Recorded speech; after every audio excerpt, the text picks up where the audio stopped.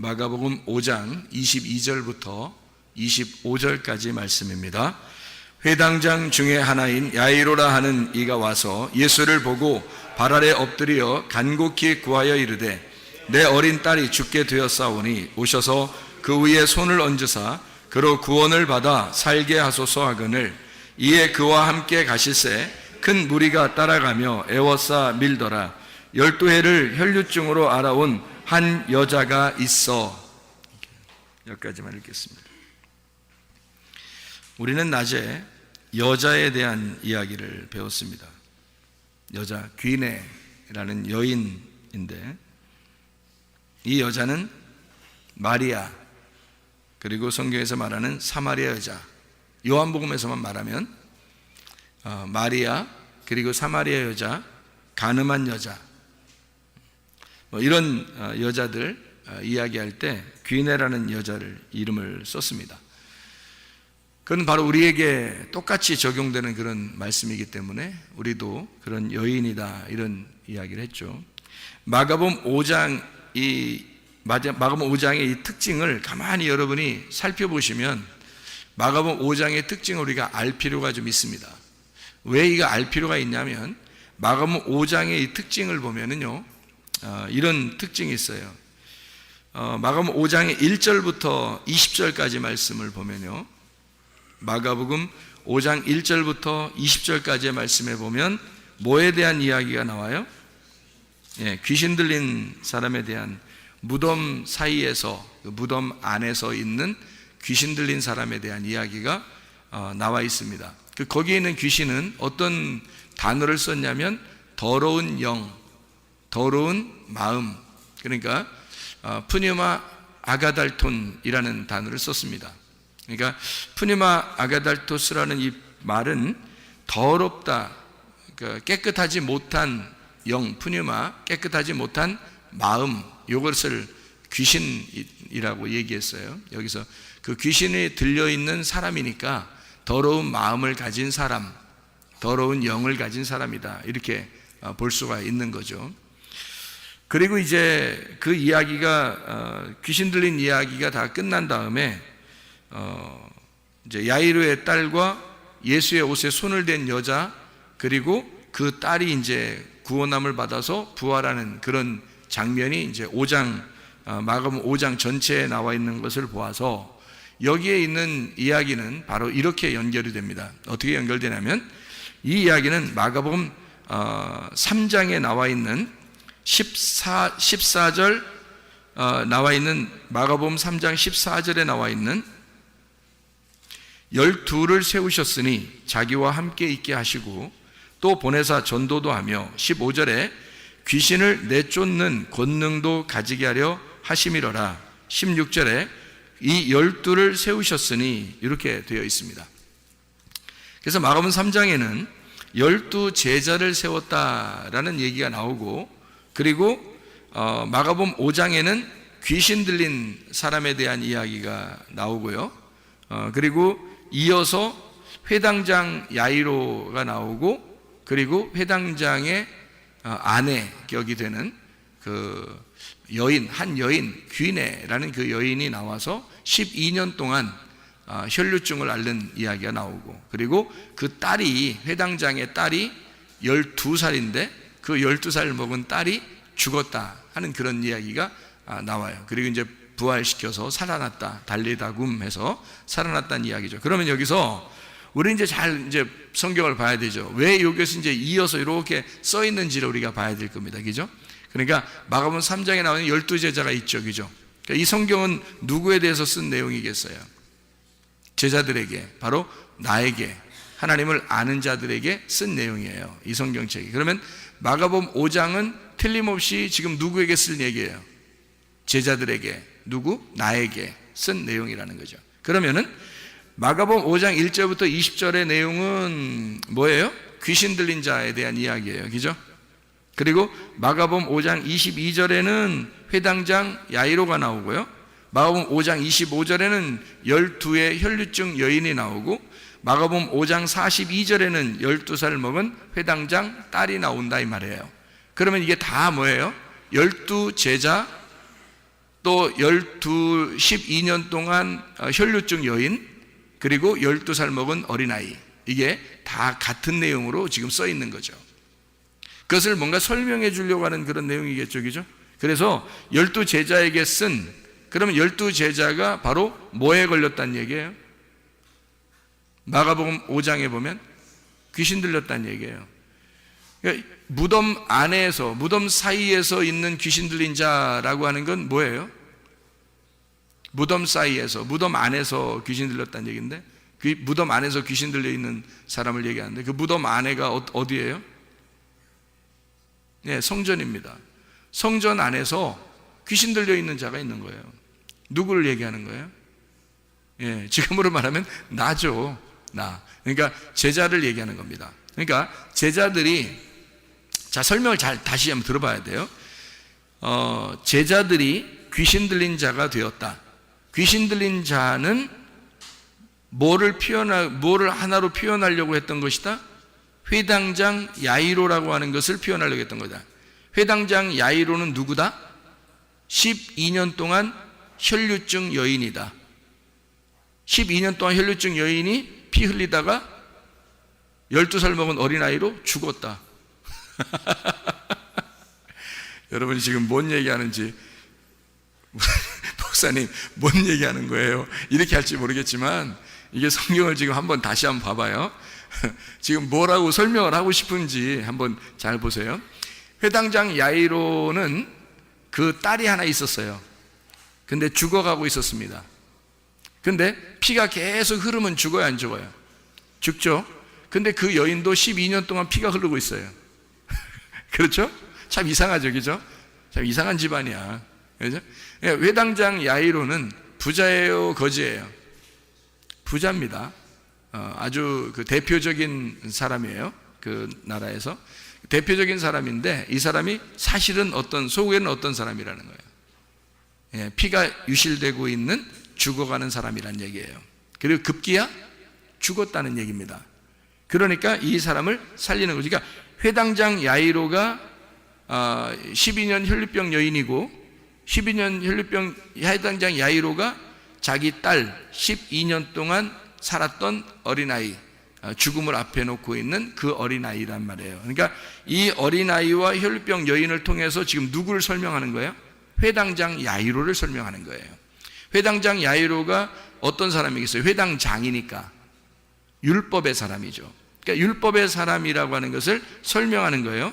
회당장 야이로가. 그러면 율법의 사람이라고 하는 이 사람은 하나님을 아는 사람이에요? 모르는 사람이에요? 하나님을 아는 사람이죠. 근데 하나님을 아는데 제대로 알아요? 제대로 몰라요? 제대로 모르니까 죽어가고 있는 거죠. 그러니까 제대로 알았다면 죽지 않죠. 그죠? 그래서 이 사람이 예수님을 만나가지고 살려주세요. 왜? 나는 죽어가고 있으니까. 내 딸이 죽어가고 있습니다. 그러니까 그건 자기가 죽어가고 있다는 얘기예요. 그렇죠? 자기 딸이 자기잖아. 그죠? 자기 딸이 자기나 마찬가지라고요.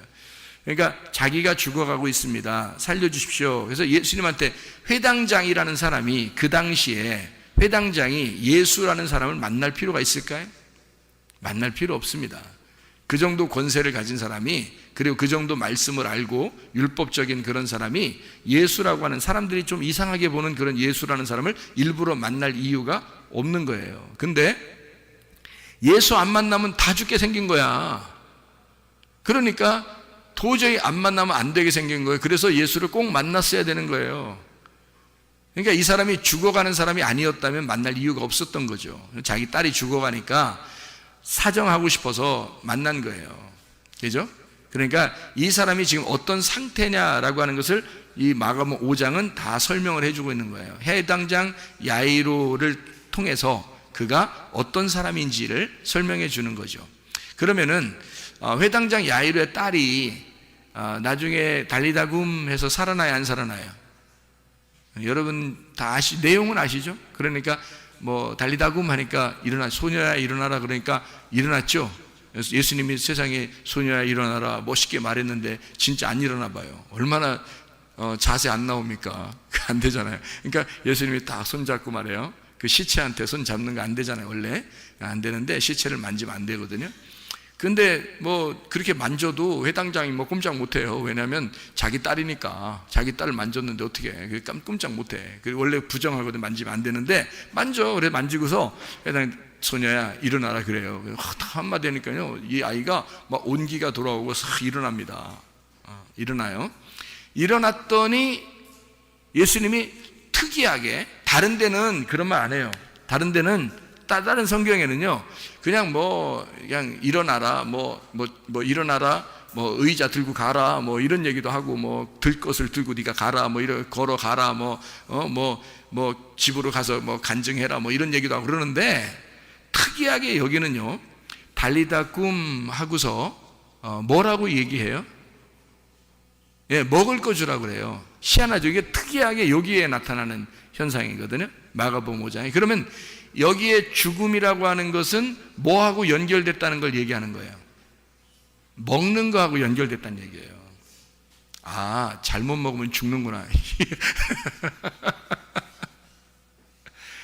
자, 예수님 만나기 전에 먹는 게 있었어요. 누가? 회당장이, 그 가족이. 그죠? 예수님 만나기 전에 먹는 게 있었어요. 근데 그걸 먹었더니 죽어가더라 이거예요. 그래서 예수님을 만났더니 예수님이 내 거를 먹어라, 이제는 먹을 것 좀 줘라 이래요. 그랬더니 그 먹을 거가 파고 먹다, 식사하다라는 얘기인데, 이게 SDO, 먹다, 개걸스럽게 먹다, 그러니까 살다, 그러니까 살게 해라, 먹어서 살게 하라는 말이거든요. 이 말이요. 달리다굼, 잠자는 자여 일어나라 그랬습니다. 그러면 일어나라 그 말은 누워있어라의 반대니까, 일어나라 그 말은 자유하라 그 말과 같은 얘기죠. 부활해라, 살아나라, 자유해라, 해방시키겠다, 똑같은 얘기겠죠. 치료해주겠다, 구원해주겠다, 그런 말이잖아요. 자, 일어나라, 달리다굼입니다. 자유해라. 그러면 억압되어 있으면, 뭔가에 억압되어 있으면 어떻게 돼요? 그러면 누워있는 거고, 죽어있는 거고, 잠자는 자고, 그죠? 뭐에 억압되어 있으면. 그러면 이거를 풀어주고 자유하게 하면 달리다굼인 거죠. 살아난 거고, 부활한 거고, 구원을 받은 거고, 치료를 받은 거라는 거죠. 그러니까 누워있다라는 말은 병들었다는 얘기고, 일어나라는 말은 치료받았다는 얘기가 되겠습니다. 그죠? 예, 그러니까 다시 말하면 예수 그리스도가 이렇게 왔어요. 와서 예수님을 만나고 그 죽어 있는 그 아이에게 달리다굼 했어요. 그 말은 예수 그리스도를 만나서 그가 죽어 있는 자가, 그러니까 왜 이런 얘기가 있죠. 나사로도 안 죽었을 때는 예수님이 안 왔죠. 나사로, 요한복음 11장에. 근데 나사로가 다 죽는 것까지 기다리고 죽은 지 며칠 만에 예수님 오시죠. 그러니까 죽은 걸 확인하고 오시는 거잖아요. 그죠? 다시 말하면 완전히 죽어야 살린다는 얘기입니다. 완전히 죽어야. 그러니까 이 아이도 완전히 죽은 거예요. 그러니까 내가 완전히 죽은 거야. 자, 누가 죽을 거라는 얘기예요, 여기? 누가 죽었다는 얘기예요? 딸이 죽은 거예요? 회당장 야이로가 죽은 거예요? 회당장 야이로가 얼마나 기세등등한 사람이었겠어요. 이해가 돼요? 그렇게 기세등등한 자기가 그 딸의 죽음 앞에 무너져 버리는 거야. 그러니까 자기가 죽는 거야. 자기가 죽어 있는 그 사람에게 자기가 죽어 있으니까 예수님이 달리다굼 시키는 거예요. 이 사람을 살려주는 거란 말이에요. 다시 말하면 내가 죽은 자리에 예수님께서 생명이 되셔서 너를 자유케 하겠다, 너를 치료하겠다, 그 말이죠. 그러니까 자기가 죽은 것이 없으면, 자기가 아직도 살아있으면 죽을 때까지 주님이 기다리는 거죠. 죽을 때까지. 그러니까 요한복음 11장에서도 나사로라고 하는 사람이 죽을 때까지 기다리는 거예요. 그래서 죽고 난 다음에 예수님이 가가지고 나사로야 일어나라, 뭐 나사로야 나와라, 뭐 이런 얘기 하잖아요. 나오라는 얘기는 어떻게 해요? 해방되라는 얘기죠. 자유하라는 얘기고, 거기 억압돼 있지 말고 풀어져라, 치료가 되어라, 구원받아라, 그 말이거든요. 그러니까 너가 지금 완전히 죽은 그 무덤에서 벗어나라, 그 말이거든요. 나와라, 그렇게 했어요. 똑같은 거죠. 달리다굼 한다고 하는 것은 여기서 진리에 의하여 네가 죽었던 네가 생명을 받아서 네가 일어나 치료를 받아라, 구원을 받아라, 그런 말씀이죠. 그러니까 여기서 특이하게 살려놓고 먹으라 그렇게 해요. 그러니까 먹는 데 문제가 있었다는 얘기예요.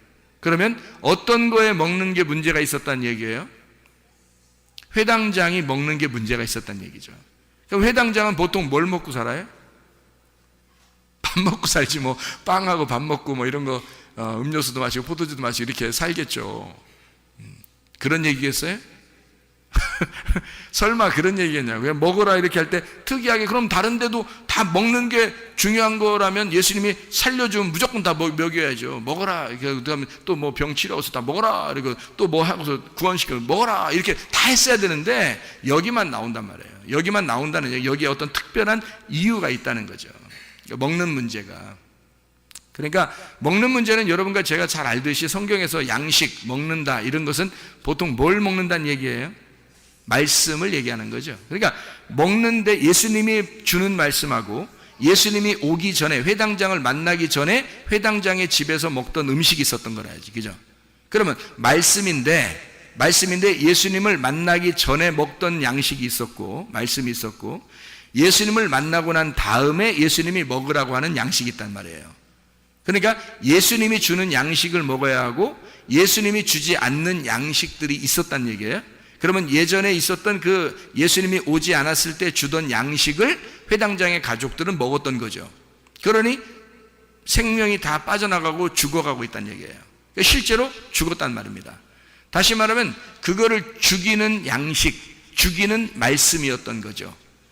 그러면 그 말씀의 말씀이 비교가 돼서 이건 선한 말씀이야, 이건 악한 말씀이야, 이건 깨끗한 말씀이야, 이거는 더러운 말씀이야, 이거는 깨끗한 마음이야, 이거는 더러운 마음이야, 이건 깨끗한 영이야, 이건 더러운 영이야. 하나님의 말씀은 영이요 생명이야. 그러면 귀신의 말씀은 귀신의 영이고 귀신의 사망이야, 뭐 이런 얘기가 되겠죠, 그죠?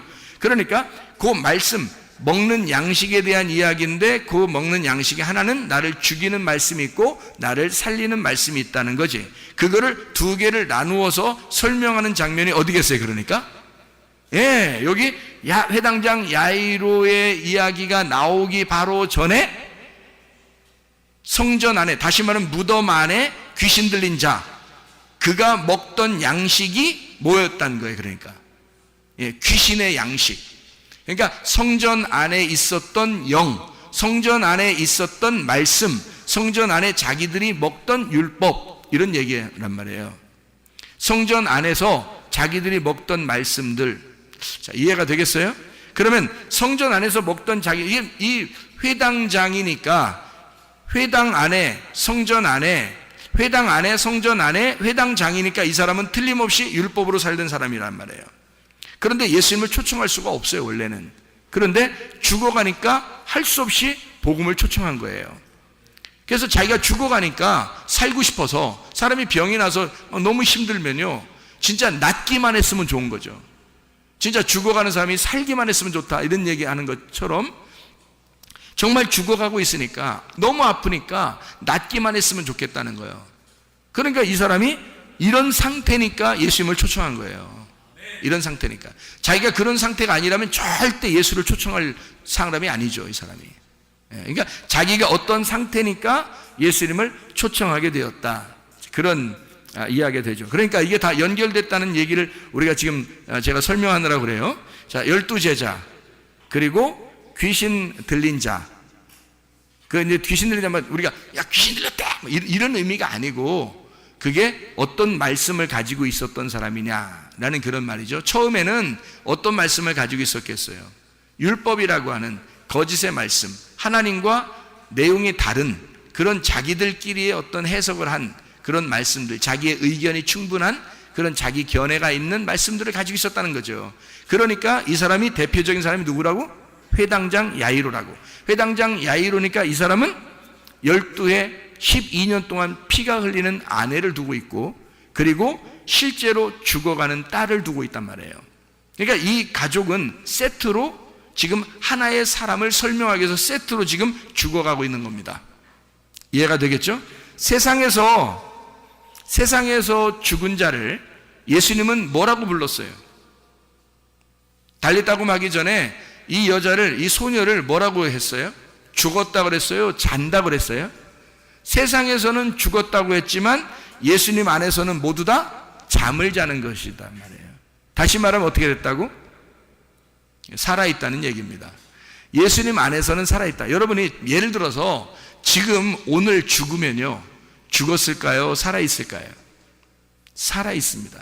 여러분이 오늘 죽으면 오늘 살아있습니다. 여러분의 몸은, 시체는 아무래도 장례를 치러야 되겠죠. 근데 여러분의 영혼이 여러분 자신이니까 여러분 영혼은 하나님께서 어떻게 만나고 있겠죠. 그러니까 살아있는 거죠. 죽어 있는 게 아니죠. 그러니까 예수님은 차원을 넘어서 세상에서는 죽은 자지만 예수님 안에서는 차원을 넘어서 그가 잠을 자는 살아있는 자로 보는 거죠. 차원을 넘어서. 그러니까 하나님의 생명의 눈으로는 모두 다 살아있는 거예요. 하나님의 생명의 눈으로는. 근데 세상 사람들의 눈으로 보면 죽었다 살았다, 죽었다 살았다 딱 구분하는 거죠. 죄인이다 아니다, 눈 소경이다 눈 떴다, 이렇게 나누어. 세상 사람들이 볼 때는 그렇게 나누는 거고, 하나님 눈으로 볼 때는 소경이 아닌 거죠. 이해가 되겠어요? 죽은 자가 자는 것 뿐이고요. 하나님의 눈으로 보면 악한 자가 오히려 구원을 받을 만한 의인이 될 수 있는 거죠. 그러니까 하나님의 눈으로 볼 때는 그렇단 말이에요. 그러니까 병자는 어떻게 돼요? 하나님의 눈으로 보면 치료가 된 자가 보는 거죠. 병자는. 죽은 자는 살아있는 자로 보이니까. 그러니까 잠시 잠을 자고 있는 것 뿐이다. 다시 말하면 살아있는데 잠을 자고 있는 자녀들이니까 잠을 깨우는 거죠. 자, 나사로를 부활시킬 때도 예수님이 뭐라 그래요? 나사로야 나와라 그래요. 아니 죽은 자를 뭐 이렇게 부활해라 뭐 멋있게 막 뭐 손을 막 떨면서 막 이렇게 막 힘을 주고 막 이렇게 좀 장풍하듯이 막 그냥 바위를 깨뜨리, 그 왜 못하겠어? 뭐 하려마지 뭐 하나님 예수님이 뭐 그 정도 못하겠어? 손에다가 기를 모아가지고 이거 손가락 뭐 힘을 좀 줘가지고 말이에요, 바위에다가 한번 싹 힘을 쏴버리면 말이에요, 이게 그냥 막 바위가 팍 터지고, 그 속에는 죽은 자가 막 팍 부활해서 그냥 사지가 갑자기 쫙 풀려가지고 나오면 진짜 멋있을 거 아닙니까? 진짜. 그런데 그냥 뭐 그런 거 하나도 없이 뭐 바위도 옮겨라 그러고 니네가 옮겨라 그러고 그리고서 나사로 보고 나와 이러고 이런단 말이에요. 나사로야 나와라 이렇게 그렇게 하고, 그리고 이제 또 수족을 매가지고 이렇게 나왔으니까 끼뚱끼뚱 이렇게 나왔을 거 아닙니까? 이렇게 끼뚱 나오니까 니네가 풀러줘라 또 이러고요. 그 자기가 한 번에 해결할 수 있는 거를 안 하고 다 자기 사람들을 보고 하라 그래요. 그러면서 그걸 같이 경험하라 그러는 겁니다. 이 나사로는 예수님이 볼 때는 뭐예요? 죽음 너머에 살아있는 자로 본 거예요. 그래서 나오라고 한 거예요. 죽은 사람으로 본 게 아니란 말이에요. 죽은 사람을 봤다면 살아나라라고 하든지 부활해라라고 하든지 뭘 했어야 돼요. 그리고 멋있게 표현도 좀 더 멋있게 했어야 되는데, 그렇지 않고 그냥 옆에 있는 것처럼 일리 와 나와 문 닫고 있는 사람처럼 말이에요. 나와 이렇게 얘기한단 말이에요. 참 희한하죠. 그러니까 문 열어주는 것도 그 사람이 하는 게 아니라 예수님이 열어주는 게 아니라 사람들을 보고 문 열어 그러면서 나와 이제 이렇게 얘기한 거잖아요. 그 안에 있는 나사로 보고 똑같은 현상이에요. 그러니까 예수님은 살아있는 그 자녀들에게 잠을 깨우면 되지 이렇게 생각하는 거예요. 그러니까 죽음 너머에는 반드시 살아있다는 겁니다. 그러니까 살아있는 존재로 예수님은 보고 있는 거고요. 우리들이 볼 때는 선과 악으로, 죽은 자와 산 자로, 또는 죄인과 의인으로, 소경과 눈뜬 자로 이렇게 딱딱 나누어 보잖아요. 그게 선악과예요. 그게 선악과. 근데 예수님의 눈은 그렇지 않죠. 예수님의 눈은 죽은 자로 보는 게 아니라 살아있는 자로 보는 거예요. 다 눈뜬 자로 보는 거예요. 소경으로 보는 게 아니고, 죄인으로 보는 게 아니라 의인으로 보는 거예요. 자기가 용서할 거니까, 다 용서했으니까 그렇게 보는 거예요. 그러니까 예수님의 눈에는 다 병든 자로 보는 게 아니라 치료된 자로 보는 거예요. 병든 자가 아니고. 그러니까 그냥 예수님은 그냥 손을 댔다면 그냥 치료받죠. 그게 예수님이라고 하는 믿음 자체란 말이에요. 예수님이라는 믿음, 그 믿음이 일하시는 거란 말이에요. 그 믿음이. 그러니까 그가 낫는 거죠. 살아나는 거고. 자, 무슨 말인지 알겠죠? 하나님은 그래서 우리를 절대 죽은 자로 포기하지 않는다는 얘기입니다. 하나님 우리를 절대 죽은 자로 포기하지 않는다는 거예요. 계속 우리를 살아있는 자로 보고 있다는 얘기예요. 그러니까 희망 있는 거야, 우리가. 하나님의 눈으로 보니까 우리가 희망 있는 거야. 내 눈으로 보면 희망이 없죠. 자기 눈으로, 사람들의 눈으로 보면, 세상 사람들의 눈으로 보면 희망이 없어요. 근데 예수님의 눈 안에서는 다 산 자들이니까 희망이 있는 거예요. 살아있는 자니까. 이미 죽어있는 자면 희망이 없죠. 그래서 여기서 사람들은 죽었다고 얘기하고 예수님은 살았다라고 얘기하는 거예요. 자고 있다, 잠시 자고 있는 거다라고 얘기하는 거죠. 그건 자는 자들에게 대한 희망이잖아요. 그죠? 이미 죽었다 그러면 희망이 없죠. 사람들이 볼 때 죽은 거지 예수가 볼 때 죽은 건 아니란 말이에요. 자, 무슨 말인지 알겠죠? 그래서 결국에는 이 이야기가 누구를 깨우기 위해서예요. 회당장 야이로를 깨우기 위해서예요. 그러니까 여기 12년 혈류병 여인과 그 다음에 그 12살 먹은 이 아이의 죽음을 통해서 누가 지금 혈류병이 있고 누가 지금 죽어가고 있냐면 회당장 야이로가 그렇게 되고 있는. 그래서 회당장 야이로가 누굴 만나니까 해결되는 거예요? 예수라는 복음을 만나니까 해결되는 거란 말이에요. 그러니까 여기 여러분 지금 나사로 얘기를 좀 했으니까 나사로 얘기를 조금 더 할게요. 나사로라는 얘기가 신약에 몇 번 정도 나올까요? 이게 나사로가 라자로스라는 단어인데, 이게 엘 아자르라는 구약에 있는 엘 아자르, 그게 아브라함의 종 이름이죠. 엘리에셀, 엘 아자르라는 그 엘 아자르가 하나님은 돕는 자라는 단어고요. 그게 이제 돕는 배필 같은 그런 단어예요. 보혜사 같은 거고요. 하나님은 돕는 자다 할 때 엘 아자르라는 단어를 쓰는데, 그게 나사로라는 단어가 나오는데, 이게 신약 성경에 몇 번 정도 나올까? 제가 한번 나사로라는 이름을, 라자로스라는 이름을 다 찾아봤어요. 신약에 나오는 라자로스를 다 찾아봤다고요. 나사로 나오는 거예요. 다 찾아보니까 몇 번 나오냐면, 누가복음 16장에 한 번 나오고요. 그리고 요한복음 11장에 나오고, 요한복음 12장에 나오더라고요. 3번만 딱 나옵니다. 그러니까 3번이 이제 세 번이 한 단어만 나오는 게 이제 나사로에서 16장에, 누가복음 16장에 하나, 둘, 셋, 넷, 네 번이 나오고요. 그리고 요한복음 11장에 하나, 둘, 셋, 넷, 다섯, 여섯 번이 나오고요. 요한복음 12장에 하나, 둘, 셋, 넷, 다섯 번이 나옵니다. 그러니까 몇 번 안 나와요. 그러니까 장수로 말하면 요한복음 11장하고 12장에는 누가 나오는가 하면 나사로가 예수님의 그 친구, 진짜 사랑하는 그 나사로 있잖아요. 그 죽었다가 살아난 나사로 할 때는 요한복음 12장에 나오는 거고, 나사로를 살려준다 할 때 나오는 건 요한복음 11장이에요. 그러니까 요한복음 11장하고 요한복음 12장은 둘 다 죽은 나사로 살리는 그 얘기만 나오는, 그 사람만 나오는 거예요. 우리가 잘 아는 누가복음 16장에는 거지 나사로, 그거만 나오는 겁니다. 그러니까 나머지는 하나도 안 나와요. 신약에 나사로라는 이름이 하나도 안 나와요. 요것만 딱 나와요. 그러면 뭔가 전해주는 의미가 좀 있겠죠.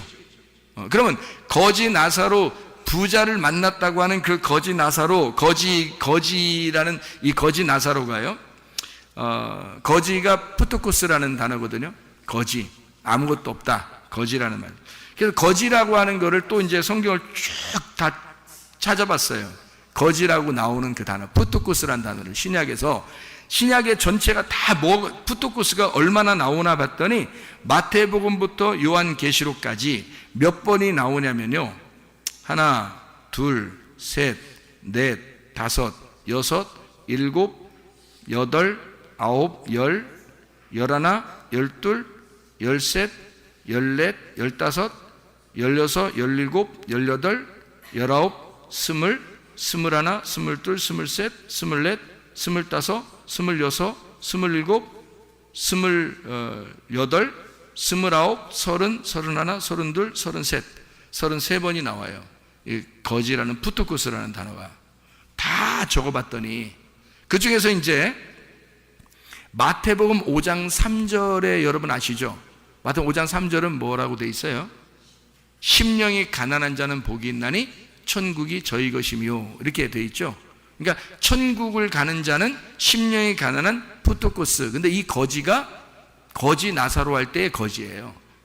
그게 같은 입장에서 쓴 단어들이란 말이에요.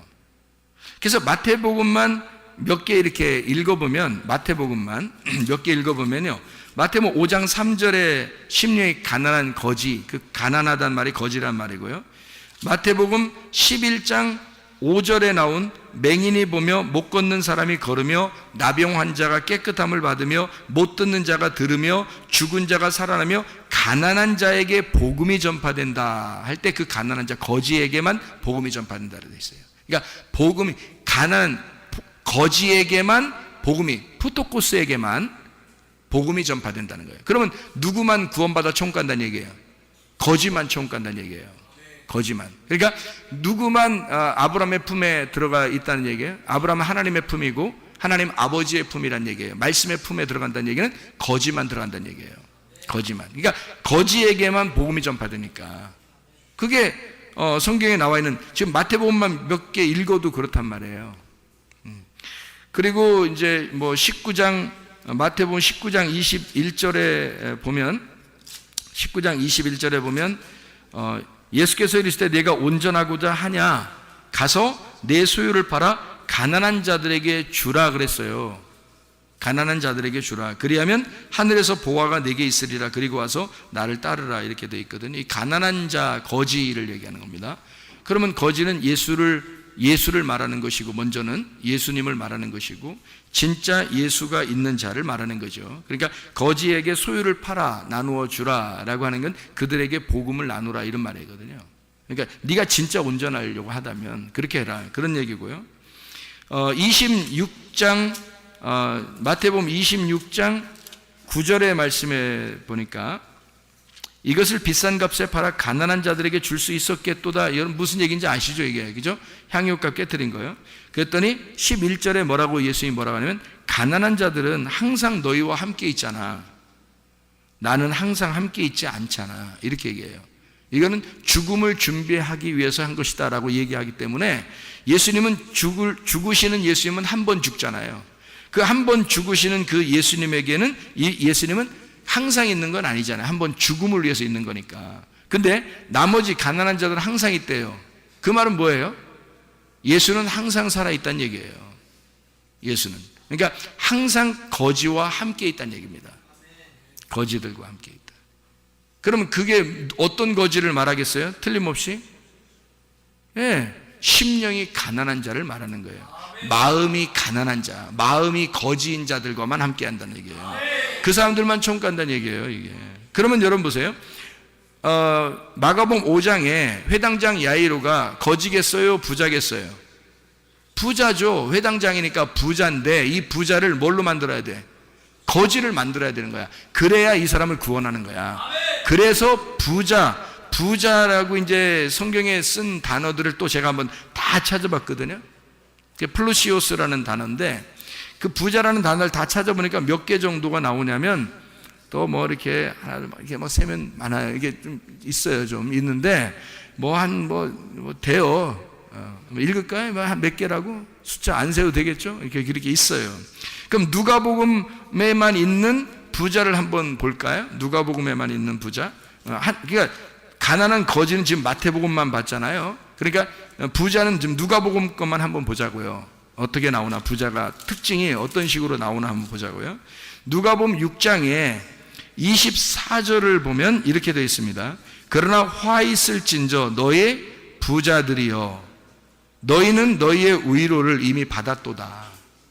부자는 이미 위로를 다 받았다는 거예요. 그러니까 자기가 이 땅에서 혼자 잔치하는 거예요. 그러니까 하나님 나라의 잔치가 아니고 자기가 혼자 잔치하는 사람이 혼자 잘났다는 거죠. 혼자 말씀 안에서 그냥 잔치하는 거예요, 이 사람이. 이게 부자인데요. 또 12장에 나옵니다. 누가복음 12장. 여러분 12장 보면 뭐 아시죠? 12장. 12장에 16절을 보면 이렇게 되어 있습니다. 또 비유로 그들에게 말하여 이르시되 한 부자가 그 밭에 소출이 풍성하매 할 때 그걸 어떤 부자라고 그래요? 어리석은 부자이죠, 그죠? 어리석은 부자에 대한 이야기가 나와요. 그때 부자란 단어를 쓴 거예요. 플루시오스요. 그리고 이제 그 14장에 12절을 보니까요.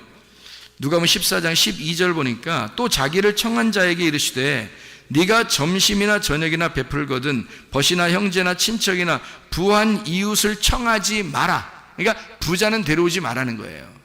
혼인잔치에 부자는 데려오지 마라. 잔치가 일어나면 부자는 데려오지 마라. 들었건대 그 사람들이 너를 도로 청하여 네게 가품이 될까 하노라 할 때 그 부자라고 썼습니다. 그러니까 부자는 자기 거를 절대 그러니까 다른 사람에게 구걸을 하지 않는 사람을 얘기하는 거예요. 그러니까 자기가 다 아는 거야. 자기가 다 알고 다 가지고 있고 자기는 풍성한 거예요. 그래서 다른 사람에게 그냥 나눠주면 자기는 구걸 안 해요. 한마디로 구하지 않는단 말이에요. 말씀을 구하지 않아. 자기가 다 가지고 있다고 생각하니까. 16장 1절입니다. 우리가 이제 부자에 대한 이야기. 또 제자들에게 이르시되 어떤 부자에게 청지기가 있는데 그가 주인의 소유를 낭비한다는 말이 그 주인에게 들린지라 이렇게 할 때 1절에 나오고요. 19절에 누가복음 16장 19절에 한 부자가 있어 자색옷과 고운 베옷을 입고 날마다 호화롭게 즐기더라 할 때 나사로 가난한 거지 나사로하고 부자와 거지 나사로 얘기할 때 누가복음 16장에 19절부터 31절까지 설명하는 거 아시죠? 그래서 누가복음 16장에는 1절과 19절과 21절 그리고 22절 이렇게 부자에 대한 이야기가 16장에 나오고요. 그리고 18장에 23절에 보면 18장 23절을 보면 그 사람이 큰 부자이므로 이 말씀을 듣고 심히 근심하더라. 예수님께서 부자가 하나님 나라 들어가는 게 낙타가 바늘구멍 들어가는 것보다 어렵다 할 때 그 말 할 때 그 부자예요. 그 부자는 거기다 또 쓴 겁니다. 25절에도 그렇게 나와 있죠. 그죠? 낙타가 바늘귀 들어가는 것보다 부자가 하나님 나라 들어가는 게 너무 어렵다. 이렇게 할 때 그 부자를 똑같이 썼습니다. 19장 2절 말씀 삭개오라 이름하는 자가 있으니 세리장이요 또한 부자라 이렇게 되어 있죠. 그죠? 부자라. 그리고 21장 1절 말씀 보니까 예수께서 눈을 들어 부자들이 헌금함에 헌금 넣는 것을 보시고 가난한 거지 같은 과부가 드리는 것을 보고 더 크게 드렸다라고 얘기할 때 부자들이 헌금을 냈다 이렇게 얘기하는 그 얘기. 부자들은 자 특징을 보니까 어때요? 지금 우리가 누가복음만 쭉 봤거든요. 특징을. 그럼 부자들은 어떤 특징을 갖고 있어요? 자기가 풍성하죠. 풍성하니까 다른 사람에게 구걸하지 않는 거예요. 그죠? 그러니까 한마디로 말하면 부족함이 없는 겁니다. 자기가 부족하지 않으니까 예수가 필요하지 않겠죠. 그죠? 복음이라는 예수가 필요하지 않아요. 왜냐하면 복음은 가난한 자들과만 함께 있으니까. 그렇죠? 그러니까 부자의 특징을 보니까 여기서 누구누구 특징이 나와요? 어리석은 부자가 나오고요. 부자가 거지 나설할 때 그 부자가 나오고요. 그리고 삭개오도 부자라고 나오고요. 그죠? 그리고 헌금 낼 때 부자도 나오고요. 또 청함 받을 때 부자는 청하지 말라 이런 말도 나오고요. 그죠? 그러니까 여기서 이 부자들에 대한 이야기가 이렇게 나오고 거지에 대한 이야기가 나오는데 회당장 야이로라고 하는 마가복음 5장에 회당장 야이로가 부자였죠. 그러니까 뭘 만들어야 돼요? 가난한 거지를 만들어야 돼. 그러니까 부자에서 가난한 거지를 만들려니까 지금 자기가 가지고 있는 걸 다 뺏어야 돼, 안 뺏어야 돼요? 다 뺏겨야 되는 거예요. 그래서 이 회당장이 자기 그 아내인 여인 12년 동안 혈류병, 그러니까 이게 그 피가 계속 흘러나가는 그런 병을 가진 여인, 그리고 그 딸이 죽어가는 그 딸을 바라보면서 자기에게 희망을 다 잃어버린 거죠. 자기가 이제까지 알고 있었던 자기가 가지고 있던 그 부자의 모든 행태가 다 사라지는 겁니다. 그때. 그러니까 예수님 앞에서 자기가 완전히 다 깨지는 거죠. 원래 부자는요, 개를 밑에 두고 자기가 음식을 먹다가 개한테 던집니다. 그러면 개가 이제 그걸 받아먹거든요. 그런데 수르보니게 여인 알죠? 수르보니게 여인. 그 수르보니게 여인은 자기를 개만도 못하게 여겨 예수님이. 그래서 수르보니게 여인한테는 내가 개들한테 주는 말씀도 개한테 던져주는 것도 못 주겠다. 뭐 이런 얘기를 해요. 그러니까 내가 개들한테는 줄 수 있지만 너한테는 못 준다 이런 얘기도 되는 거고요. 개한테 주는 것만큼도 너한테는 할 수 없다 이렇게. 그러니까 부자들도 개한테 던지지 않습니까? 라고 얘기하면서 예수님은 뭐라고 하냐면 그 여자의 얘기에 예수님 뭐라고 대답하냐면 나는 이스라엘의 잃어버린 이스라엘의 사람들, 이스라엘 내 백성에게 왔지 이방인에게 오지 않았다. 이방인인 이 수르보니게 여인은 그러면 부자도 개한테 던져주는데요. 그러면 개한테 던져주는 그것만 나한테 던져줘도 내가 그걸로 좀 살아나지 않겠습니까? 내 딸이 살지 않겠습니까? 라고 할 때 그 개 있잖아요. 개. 이 개라고 하는 게 이게 퀴나리온이라는 단어를 썼고요. 이게 개가 사냥개 할 때 퀴온이라는 단어입니다. 마가복음 우리가 지금 보고 있으니까 마가복음 7장의 28절 말씀이에요. 마가복음 7장 28절 말씀. 여자가 대답하여 이르되 주여 올소이다. 상 아래 개들도 아이들이 먹던 부스러기를 먹나이다 라고 자기에게 지금 자기를 취급을 뭐라고 한 거예요? 이 수르보니게 여인은 지금 자기를 뭐라고 취급한 거죠? 개라고 취급한 거예요. 내가 개인데요. 나 개인데 개는 부스러기라도 먹지 않습니까? 그러니 내가 개인데 나한테 좀 던져주세요. 그러니까 나사로가요. 부자와 거지 나사로에서 그 나사로가 누구하고 함께 먹고 있었어요? 누가 나사로의 그 헌대를 핥고 그랬어요? 개입니다. 이상하죠? 특징적으로 개하고 거지하고 같이 나와요. 개하고 거지하고 그리고 개하고 이런 수르보니게 여인하고 같이 나오죠. 그러니까 이 개는 어떤 특징을 가지고 있냐면 부자의 상에서 떨어지는 부스러기를 먹는 이방인들을 얘기하는 거고 그리고 죄인을 상징하는 거죠. 그게 개란 얘기입니다. 그리고 이 사람들은 특히 자기가 내세울 게 하나도 있어요, 없어요? 없죠. 그러니까 거지라는 거예요. 거지. 그런데 문제는 부자가 천국 가는 게 아니라 거지가 천국 간다고 성경에 나오는 거예요. 부자는 다 천국을 못 갑니다.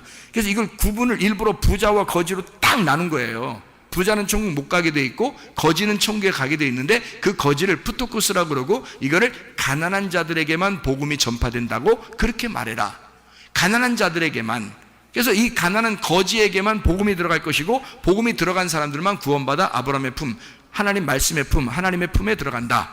이걸 설명하는 거거든요. 그러면 반드시 뭐가 돼야 되냐면 부자는 거지가 돼야 된다는 얘기예요. 무슨 말인지 알겠습니까? 이 땅의 얘기를 하는 게 아니에요. 이게 여러분이 알고 있는 것들을 얘기하는 겁니다. 여러분이 알고 있는 것들을 얘기하는데요. 여기 회당장 야이로는 자기가 알고 있는 것들이 있을 겁니다. 충분히, 그죠? 자기 지식이 있을 거고 자기 생각이 있을 거고 자기 의견이 있을 거예요. 자기 견해가 충분히 있을 거란 말이에요.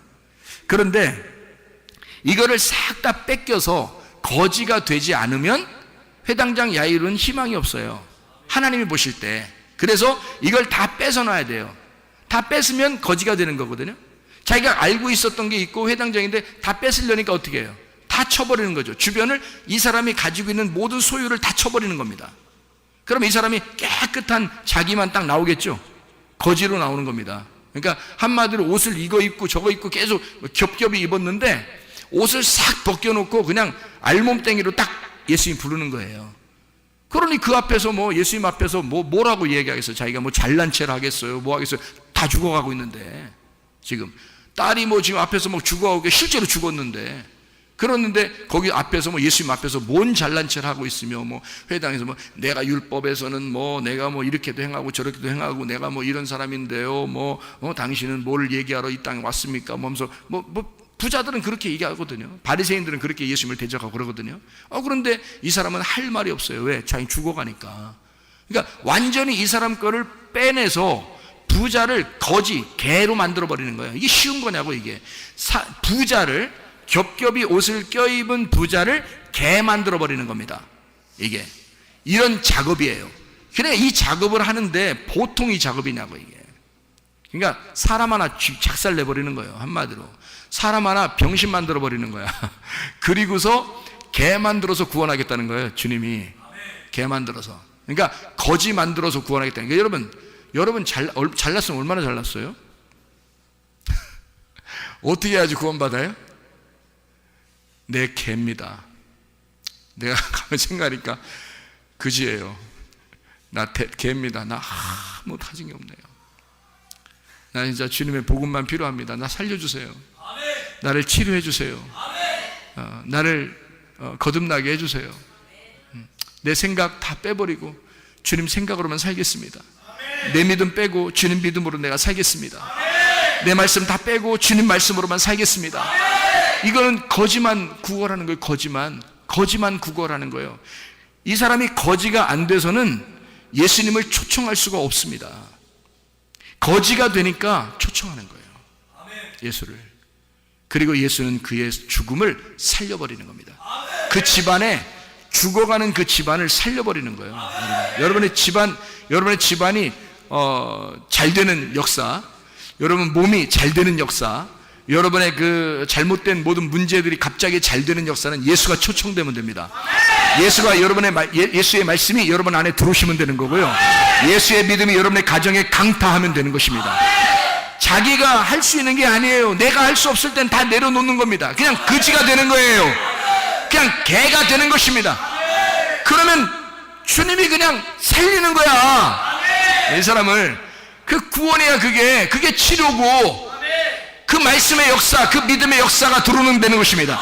내게 아니야. 내가 가지고 있었던 거 아니야. 이제까지 가지고 있었던 거 아니고 예수가 가지고 와야 되는 거예요. 예수의 복음이 와야 돼. 치료가 와야 돼. 그 믿음이 와야 돼. 내 거 아니고 예수께 와야 되는 거예요.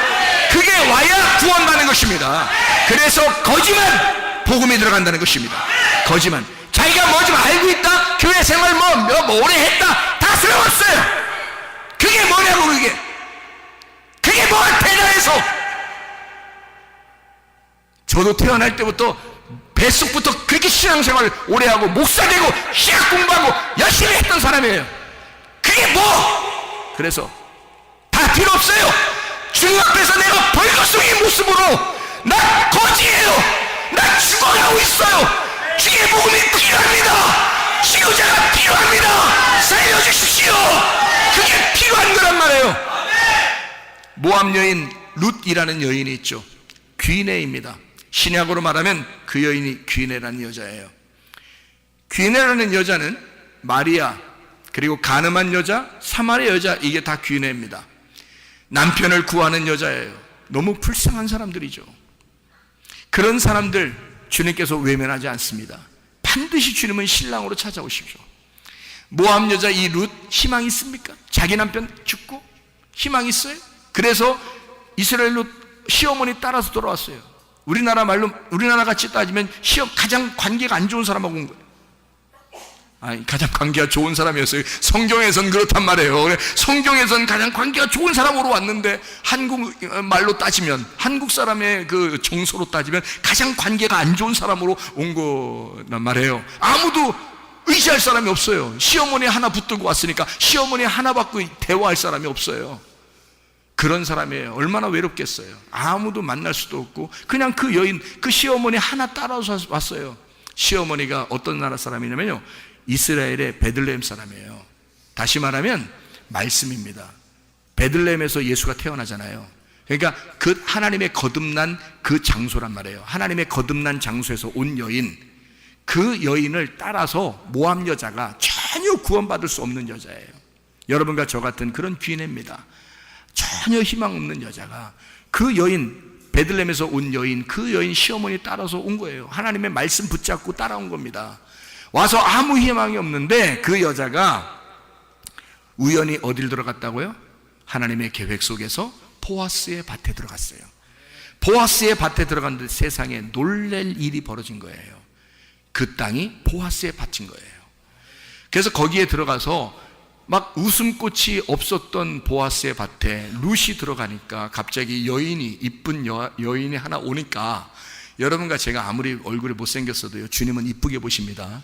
교회, 보아스의 밭이 교회인데요, 이 교회에서 여러분 다 누가 못생겼어, 누가는 뚱뚱해, 누구는 뭐 키 작아,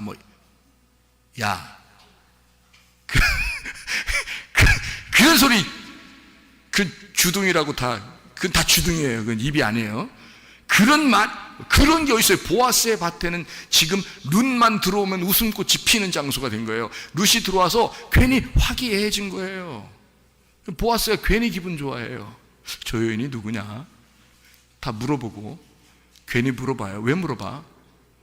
어떤 여자야? 이러면서 괜히 물어보고 그래요. 그리고 다 알고 있었어요. 근데 그 여인한테 친절을 베풀고 막 이럽니다. 그 여자가 누구의 지시를 받고 또 들어오냐면요, 시어머니의 지시를 받고 둘이 이제 작전을 세우는데, 시어머니의 그 작전에 싹 이제 계획을 세워가지고요, 그 시어머니가 뭐라 했어요? 말씀, 보아스를 연결해주는 성령님입니다. 그게 시어머니예요.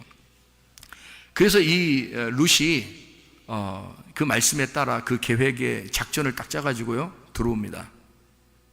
들어왔어요. 이 여자는 신약으로 말하면 뭐라겠어요? 마리아와 같은, 사마리아 여자와 같은, 가늠한 여자와 같은, 해산하는 여인과 같은 그런 여자라 그랬죠. 그런 귀내는 바로 뭘 해야지 귀내가 완성이 되는 거예요? 이 뱃속에 잉태를 해야 이게 완성이 되는 거예요. 아이가 태어나야 이게 여자가 완성이 되는 거예요. 귀내는 부족한 밭이에요. 부족한 배를 가진 여자, 씨가 필요한 여자, 이게 귀내란 말이에요. 그래서 뭔가가 채워져야 할, 남편을 만나야 할 여인이 귀내란 말이에요. 그래서 이 여인도 남편을 만나야 돼요. 이 뱃속에 아들이 잉태가 되면 되는 거예요. 그러면 자기의 지금까지 죽어가던 그 생명이 빠져나가는 피가 흐르던 것이 멈춘단 말이에요. 이 여자가. 이게 혈류병 여인이라는 거지. 이 혈류병 여인도 피가 자꾸 새는 거예요. 죽어가는 거잖아요. 근데 임신을 해버리면 피가 딱 멈춥니다. 이해가 되겠어요? 임신을 해버리면 속에 아이가 딱 들어가면 그러면 딱 멈춰요. 누가 주인이 된 거예요? 아기가 주인이 된 거예요. 아기가 들어가서 이제까지의 내 몸에 주인이 나였는데 아기가 들어와서 아기가 주인이 돼버리는 거예요. 그러면 이 여자가 자기가 주인이니까 지금 어느 나라 여자로 왔어요? 모압 여자로 왔는데 아기는 지금 누구 아기를 받았어요? 보아스의 아기를 받은 거예요. 그러니까 지금 이 속의 뱃속은 지금 누가 자라나고 있는 거예요? 베들레헴 사람이 자라나고 있는 거예요. 베들레헴에서 태어난 예수가 자라나고 있는 거란 말이에요, 속에. 이해가 돼요? 그러니까 이 귀내는 뭐 할 때 완성이 된다고? 이 밭에 씨가 들어가서 정착을 하고 출산, 이것이 씨가 터져 나오면 이게 완전히 완성이 되는 밭이 되는 거란 말이에요. 밭이 그러니까 혼자 자기가 주인이었었는데 씨가 들어오니까 씨가 주인이 돼버리는 거야. 그래서 씨가 주인이 되니까 밭이 자기가 완전히 씨한테 정복당한 거야. 그러니까 씨가 주인이 돼버린 거지. 씨가 자기 밭을 완전히 정복해버린 거예요. 이 애기가 이 엄마를 완전히 정복해버린 거야. 엄마는 애기한테 꼼짝 못하는 거예요. 그러니까 모함 여자가 베들레헴 사람이 돼버리는 거지. 이해가 됩니까? 모함 여자가 베들레헴 사람이니까 뭐가 들어오니까? 말씀이 들어오니까, 보아스의 씨가 들어오니까 베들레헴 사람이 돼버리는 거야. 이게 베들레헴 아기 예수를 잉태하게 되는 놀라운 여자가 돼버렸단 말이에요. 그래서 그게 귀내가 진짜 씨를 받는 그 순간이 있었다고요. 룻기서에 잘 보세요. 룻기서에 3장의 9절입니다. 3장의 9절. 룻이 보아스의 옷을 덮고 있습니다. 룻이 와가지고요, 살짝 보아스의 옷을 덮은 거예요. 나를 덮으소서, 나를 덮으소서. 그러니까 보아스의 아내가 되는 거야. 여러분, 보아스의 아내가 되는 거야. 말씀이 이 속에 들어와 임신이 되면, 그러면 이 여자는 신분이 바뀌어버리는 거예요. 이해가 됩니까? 마가복음 5장의 혈류병 여인은 귀내입니다. 남편을 만나야 하는 씨가 필요한 여인이란 말이에요. 그래서 이 여자가 뭘 만졌어요? 예수의 옷자락을 만진 거야. 무슨 말인지 이제 감이 잡히셔야지. 배도 잡히고 사과도 잡히고 포도도 잡히고. 이 여자가 왜 옷을 만졌겠어요? 룻이 보아스에게 자기를 덮으소서, 내가 당신의 옷의 밑에 있습니다. 혈류병 여인이 예수님의 옷자락을 만지며 나는 이 옷자락을 만지면 낫을 것이다, 이 남자가 나의 남편이 될 것이고 이 남자가 나에게 이 말씀이라는 씨를 줄 것이다, 나는 이 남자의 말씀을, 이 남자의 아이를, 이 속에 예수를 잉태하게 될 것이다, 나는 살아날 것이다, 죽은 내가 살아날 것이다, 병들어 죽어가는 내가 살아날 것이다, 이거를 믿은 것입니다. 이 여자가 나는 당신의 아내요, 나는 당신을 바라보는 사람입니다, 나는 당신의 옷을 날 덮으소서, 나를 살려주소서, 나를 치유해 주소서. 말씀이 여러분 속에 들어가 일하시게 하시기를 바랍니다. 기도하겠습니다. 우리 하나님 앞에 간절하게 한번 기도합니다. 주여, 세 번으로 기도합니다. 우리 하나님, 나는 귀인입니다. 나는 희망이 없는 여인이에요. 주여, 나를 살려주소서, 나를 치유해 주소서, 나를 구원해 주소서. 주여, 세 기도합니다. 주여,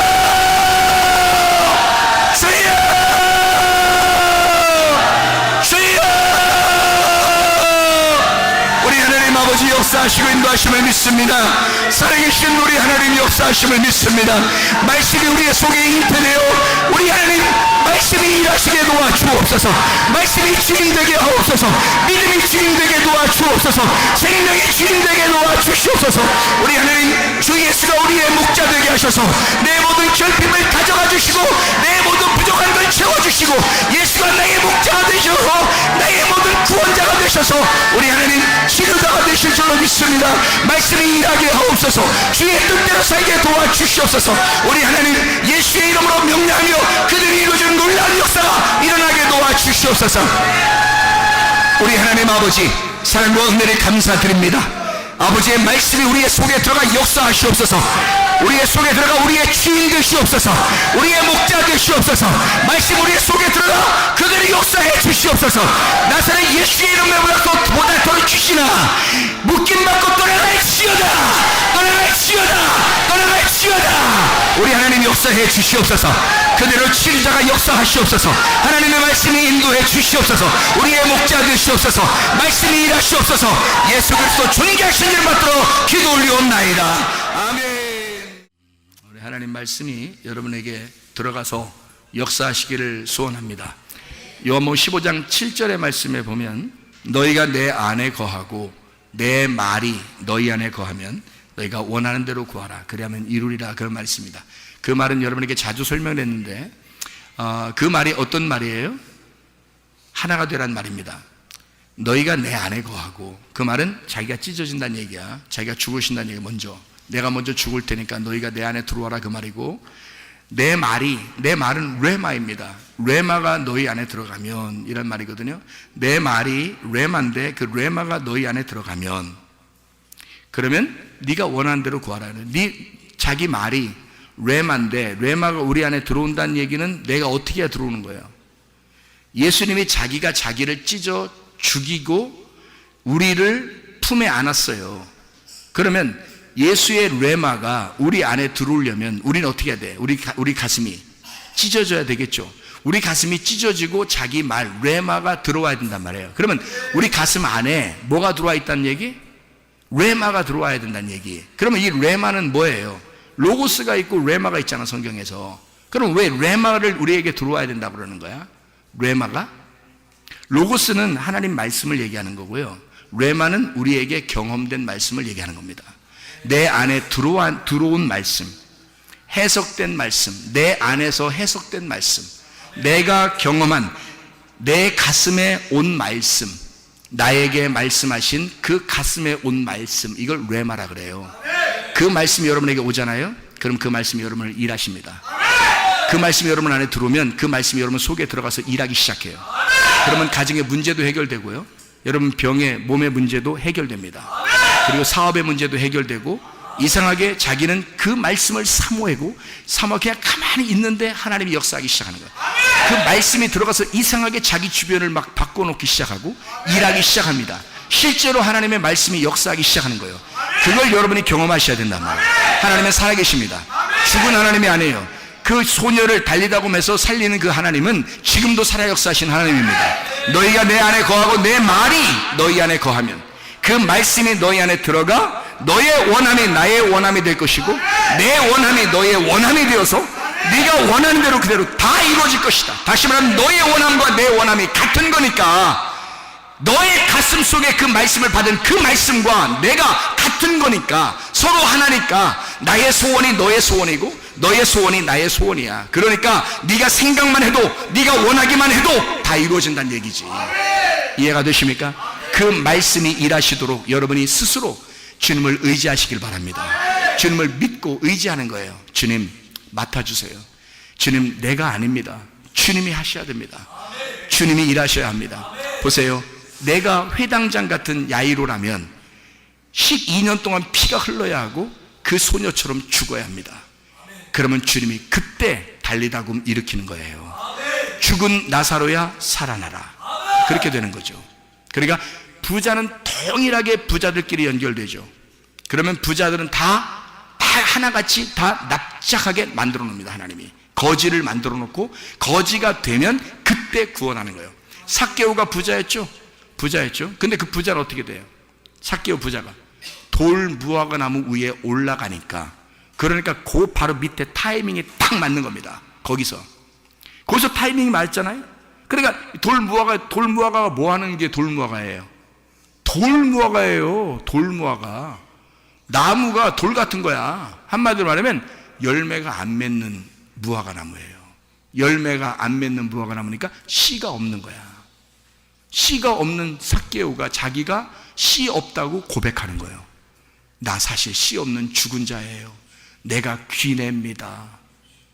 나 죽은 자예요. 그래서 돌무화과 위에 올라가서 기다리고 있는 거예요. 주님을 보기만 하고 싶은 거예요. 알고 싶은 거예요. 주님이 가다가 돌무화과 위에 올라가 있구나, 너 거지 됐구나, 너 씨 없다고 나에게 이렇게 고백하는 거 보니까 거지 됐구나. 내가 오늘 네 집에 갈게. 가난한 자에게만 복음이 전파되는 거니까, 가난한 자만 구원하는 거니까 네가 오늘 거지 나사로가 됐구나. 그러면 나는 너를 구원해야지, 이 말입니다. 이해가 돼요? 그러니까 부자를 거지 만들어서 구원해야 되니까 이런 놀라운 일이 어딨냐고요. 그러니까 하나님께서 그걸 깨뜨려 버리는 겁니다. 이 속을 다 부셔버리는 거예요. 그리고 날 찢어버리는 거야. 그리고 하나님의 레마의 말씀을 집어넣는 거죠. 그럼 그 말씀이 들어와서 내가 거지니까 내 힘 하나도 없는 거죠. 내 힘 하나도 없으니까 그 말씀을 의지하는 겁니다. 주님, 말씀이 들어오셔서 말씀이 일하시겠구나. 말씀이 일하시겠구나. 주님, 일하십시오. 나는 힘 없습니다. 나는 그대로 이 생활을 그대로 할 테니까. 나는 그대로 생활을 하고 있지만 난 주님만 의지하겠습니다. 주님이 일하실 거라 난 믿습니다. 결국에는 그렇게 치료받을 걸 난 믿습니다. 결국에 그렇게 문제가 해결될 걸 난 믿습니다. 그렇게 하나님께서 결국엔 나에게 이런 물질적인 것도 해결해 주실 걸 믿습니다. 나는 주님을 의지합니다. 그대로 가겠습니다. 그러나 주님께서 일하십시오. 그러면 주님이 바쁘시고 우리는 하나도 안 바쁜 거야. 우리는 하나 주님에게 다 맡겼으니까. 내 모든 결핍을 주님께 맡겼으니까. 그러면 주님은 바쁘셔. 나는 그때부터 편한 거야. 그러면 어느 날 해주시는 거야. 우리 마음을 편하게 해주시면서 그대로 일을 이루시는 거예요. 하나님께서요. 너 나 잘 믿고 있구나. 네가 거지니까. 아무것도 가진 게 없으니까. 네 마음 평안하지? 그렇습니다, 주님. 나 아무것도 가진 게 없어요. 그러니까 평안해요. 그러니까 평안해요. 주님만 의지할 수밖에 없으니까. 그 말씀이 내 가슴을 찢고 들어와. 나의 주인 되십시오. 그 말씀으로 일하십시오. 그 말씀으로 여러분 가정에 하나님께서 일하시기를 바랍니다.